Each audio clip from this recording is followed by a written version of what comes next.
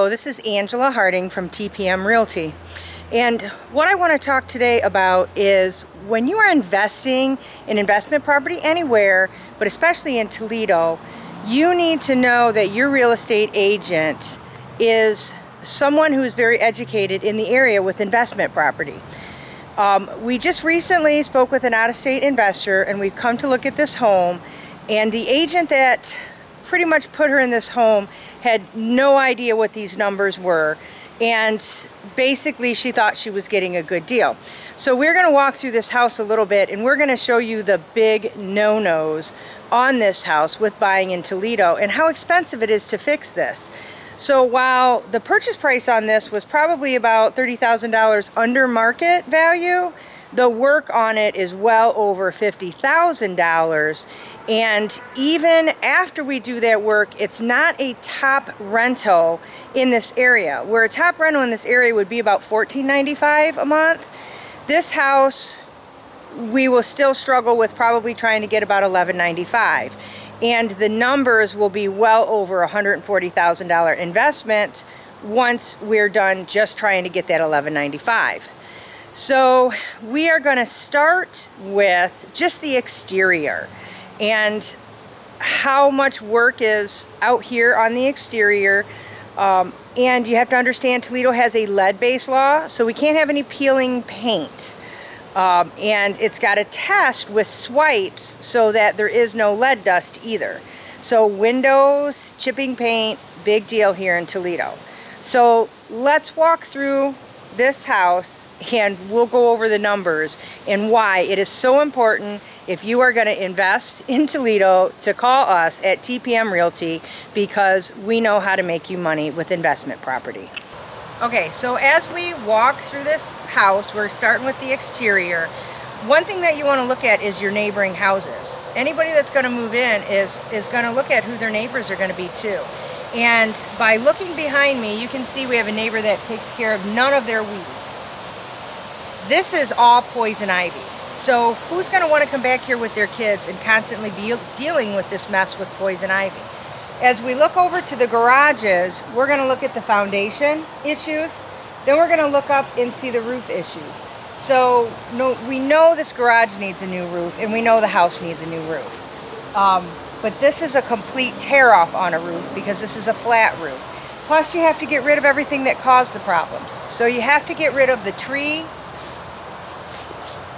and the trees above it. So we have a lot of exterior work here that if we're going to do the work, we need to make sure that it's worth it and we're going to prevent any problems here.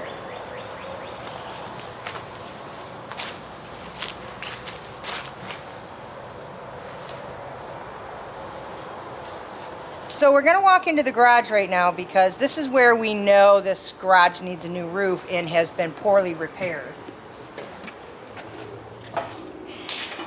We don't have any lights in here, so we can look up close at the ceiling.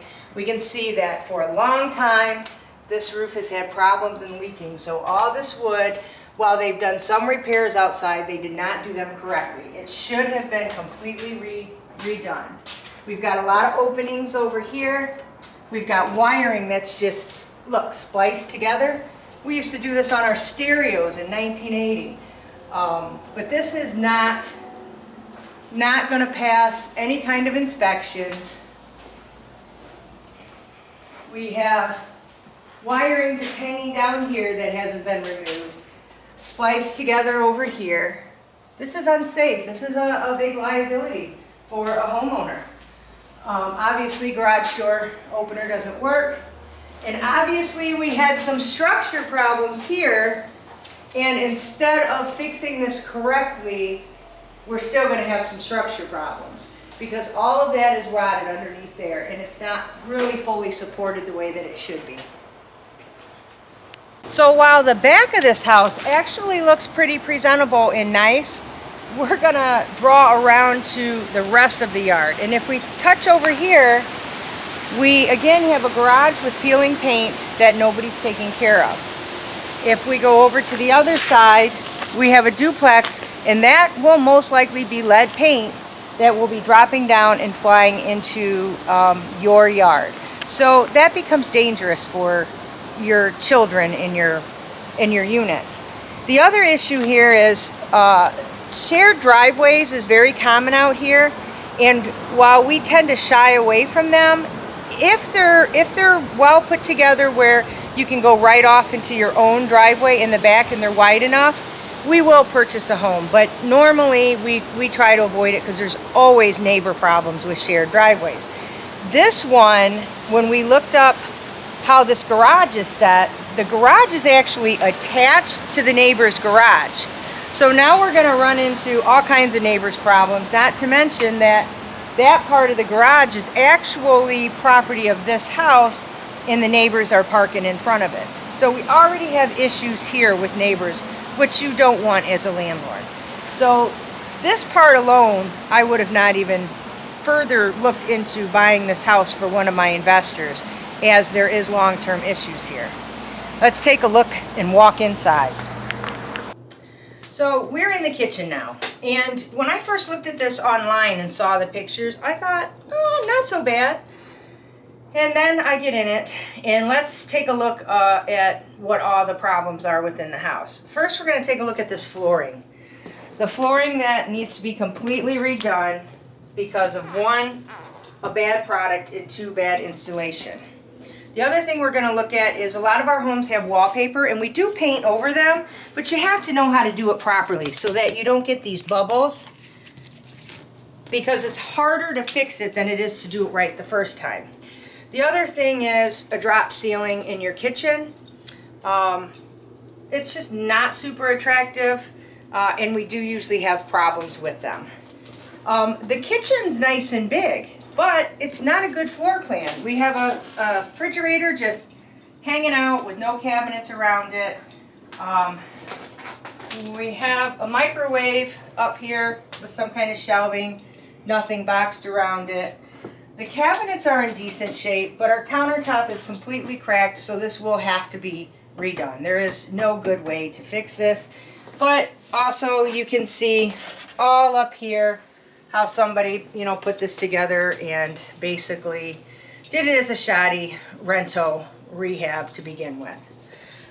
The windows, first we have no screens, but this is probably one of the better windows in this place. But we still, our locks aren't correct. They all need to be painted and cleaned up because these will be lead tested. They were poorly done on the outside. This glass has got some caulk on it, but it's actually missing a double pane. So this has got a big gap right here. Oh,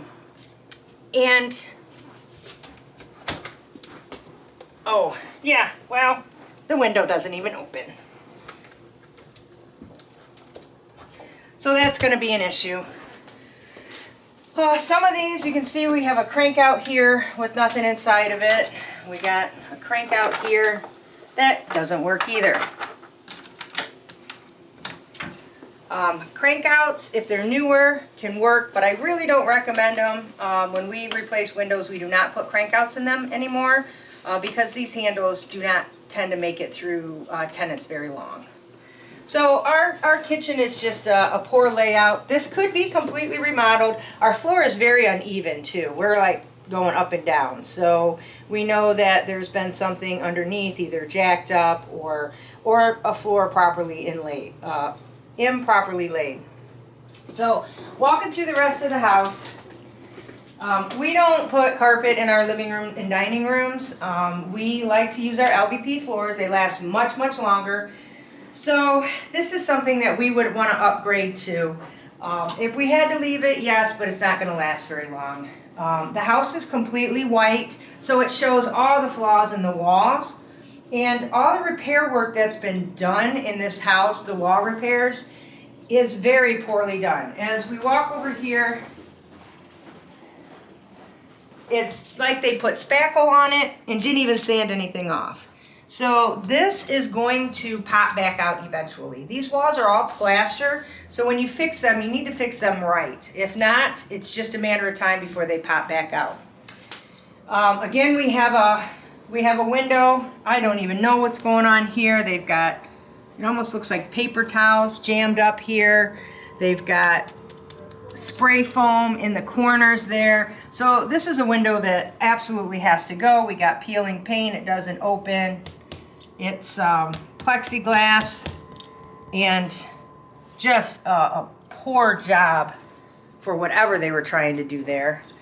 We do have a couple decent windows. These are decent windows. These can be fixed, and they don't need to have screens because they go out to the porch.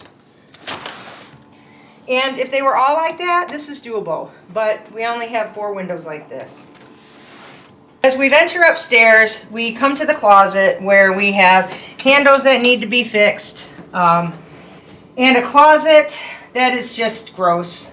All that needs to be painted. We can paint over this as long as it's prepped right, but again, it is money that has to be put into this place in order to get a good tenant.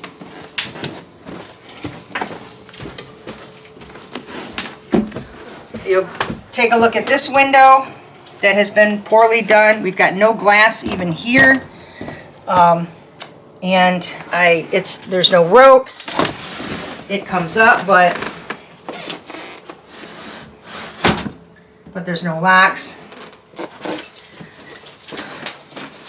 And this is the #1 mistake that you make in Toledo when buying a home. These homes were built on the turn of the century, which means they didn't have plumbing and bathrooms. Bathrooms were added later down the line, and when they did that, they kind of just figured out how to make a shower. And one of the things that they did was they put bathrooms in with slanted ceilings, by the way the roof is. So we have a slanted ceiling here, and I'm 5'4", so I could possibly take a shower in here. Is it the greatest thing? No, but any man is not going to take a shower in here. It's also very small. You have to stand to the side. They also, if you look down, have used something that's not even waterproof, and they just slap it on with all this sticky stuff. So this all has to go anyways, but this lowers the value of your rental because basically people who are going to move into this place are people who are going to compromise on things that they want because they have, I don't know, maybe an eviction in the past, maybe poor credit. You're just not going to get your good quality long-term tenant if you buy houses with these bathrooms. The fix for this is you actually can put a dormer window up here. So it is fixable. You just have to know how much that costs. So we already have to do a roof on here, so it's doable. If they pull up the roof, we can just build a dormer window in here. But you're talking about a good amount of money. You already have about $10,000 for a roof, and then throw on about $5,000 or $6,000 to put a dormer up here. So you got $15,000 just in that. Not to mention the roof on the garage. That's another probably $7,000. So we're already $20,000 in, and we haven't even remodeled the house yet. The other thing that you look for is these doors. Doors are not cheap to put in, and in these old houses, you have to use slab doors or you start tearing all of this apart. It gets expensive. If you're going to start tearing all of your trim and everything off to put an entire new door in. So we like to see doors that are where we can actually work with them. These doors would all have to be replaced. You can see how people just caulked this corner in right here, and doors were busted out. So these can get expensive if you're replacing 6-7 doors in a house. Also, when people put different types of ceilings on, we do 2 things to ceilings. We either re-drywall them completely, or we use 4x8 sheets of pine and we make a wood ceiling out of them. We don't use this low quality glue on, I'm not even sure what this stuff is, because we don't use it. You can also see whoever painted this already screwed up with all these drips. So if you're going to come in here and try to do a good paint job, you have to go over somebody else's crappy job. These are all things you want to look for because it's not as easy as just going paint and carpet. It is how detailed you have to be to fix the paint in the flooring that has already been installed.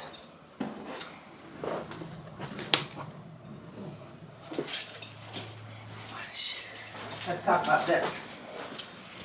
So next we have electric was also put in. It was an afterthought. So a lot of the houses, electric is knob and tube still. But then when they go to add lighting in the bedrooms, they can't get into the attics, or they're too lazy to get in the attics. And so they run a little electric down and tap it into something on the wall, which this is completely up to code, but we've got no light switches on the wall. So every time somebody comes in, they got to walk in here and turn your lights on and off. And you can see that this can be a problem. So you're looking for rooms that either have lights already there, or at least have a light switch that connects to a plug that they can put a lamp and they can switch their light on. So I just want to add just a little bit on to what your crappy contractors will do to cover stuff up here. Somebody just stuck some kind of board in here, and with moisture and everything else, this is eventually going to be a problem. It's going to come out, and we don't even know what's going on behind here. But it's also just ugly. So we're down in the basement now, and again, we don't have a lot of lighting down here, but we're going to talk about basements in Toledo, and that is if you don't maintain your gutters, if you don't keep your grounds leveled off so that the water goes away from your house, you're going to have a lot of water and moisture in your basement. The one thing that we like to do in Toledo is have plain basements. We paint the walls with a nice waterproof paint, and we paint our floors with the porch paint. So our walls are white, our floors are gray, and we maintain them nice and clean. We don't like people living in them.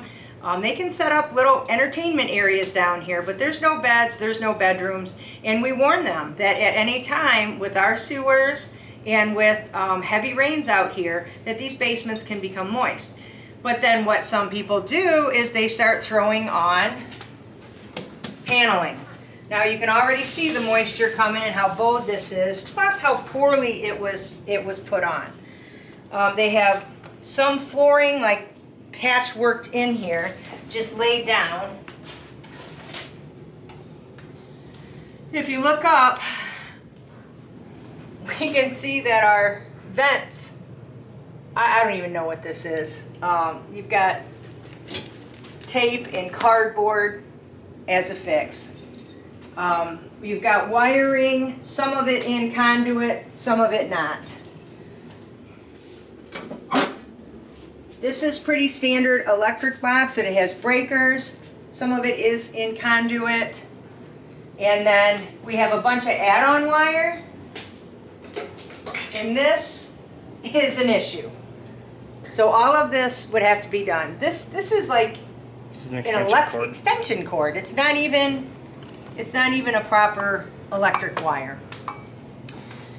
You can see there's just a lot of stuff going on that was left over here. There must have been a drop ceiling that they removed. We've got some problems with our brick down here. Also on our chimney that we would want to repair. Again, I don't know what we got going on with, we're just cutting holes in vents here. That's improper. We have an old stack pipe here that people are taping, and that's not very efficient. We do have a nice efficiency furnace that was put in. Our hot water tank definitely is a little older, and it's most likely going to need replaced because we already see rust down at the bottom. And then as we come into our little, what we call the old coal rooms, we can see there was already some structural issues. I would bet that we are standing underneath the kitchen, because this would totally explain why our floor is so off. So they had to put some supports in, but they didn't put the supports in properly. They put a 4x4 here, put a support here, but this is not supported by anything. So it doesn't have the proper pressure to level out that floor. We also have all kinds of, we've got taped plumbing. yeah, and this is my big no-no here. They have the basement companies that come out and say they're going to waterproof your basement. And what they do is they drill holes all around the bottom so that the water can come in, and they put footers down there and tile for it to drain into. Then they put plastic over it. So basically the water is dumping in behind this plastic and going down, which is still going to keep this basement moist. And you can see as you look around exactly how it gets all wavy, how it gets a little moldy. So, I mean, they will charge you $10,000, $20,000, $25,000 to put plastic on your walls, when really all you need to do is fix your gutters, fix your ground, and seal your basements with epoxy and a good waterproof paint. And then just keep the moisture away. And also a dehumidifier does help if you do have something that continues to show a little bit of moisture where there isn't any air. So like these windows are not going to give you any air. You can't even open these. Instead of replacing this, they got all this shit foam in there. So not only does this really need to be replaced, it's also going to be hard to do because they already put it in here poorly. This plumbing is something that we don't use. If any kind of electric or utilities were to shut off and somebody wasn't home, this freezes and expands. We recommend either keeping copper or putting in PEX. Those are, PEX of course is the number one. It's less likely to freeze and break. So if you're going to spend money and do any plumbing, you don't want to do it with PCV piping. That's bad money being put in. Oh, this is pretty cute. This is how they're stopping the heat and air conditioning from coming in this little room. They just put a rug. So if you can see, we have a vent right here, and instead of properly shutting off this vent, they put a rug in here. And while we're over here too, we can notice again how they pulled the electric down, and they're not properly putting it in conduit, which if you're going to run any kind of government programs, any kind of assistance, you have to have your electric in conduit.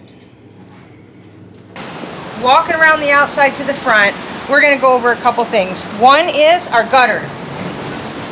This is what causes most of your basement problems in Toledo. There's no extensions and it's just dropping down.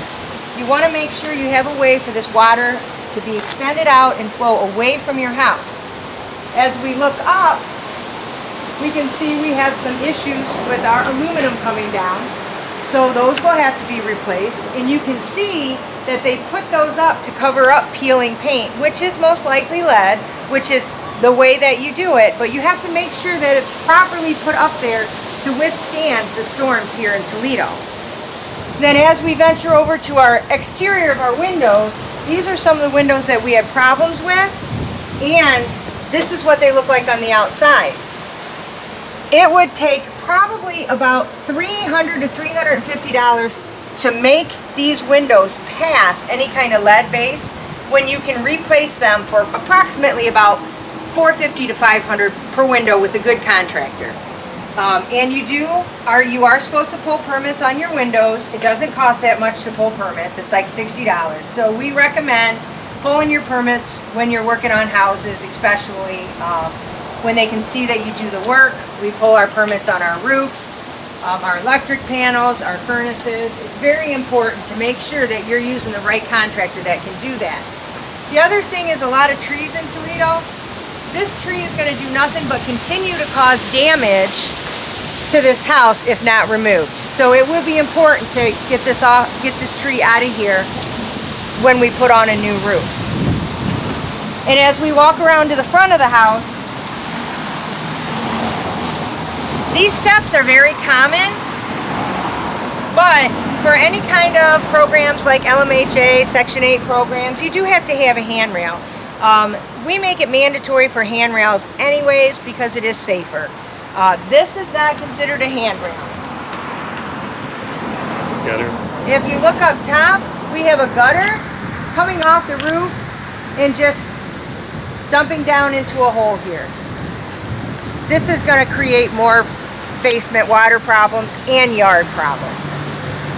So as we wrap up going through this house, we'll follow up with one of our houses that's been rehabbed, stuff that we look for, and in the cookie cutter type floor plans that we like, that get the most rent, past government sponsored programs, and just basically gets you a better quality tenant.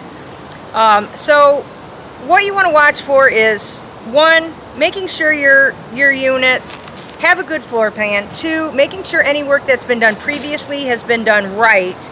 And three, know your numbers before you buy. So at a purchase price of about $87,000, $88,000 here, with an estimate of rehab of about $50,000, you're already over the market, and your return on your investment will probably be about 6%. In Toledo, right now, prices are a little higher than what they've been, but if you're not getting between 10 and 15% of real numbers, absolute real numbers, then it's not a property that you should buy here in Toledo.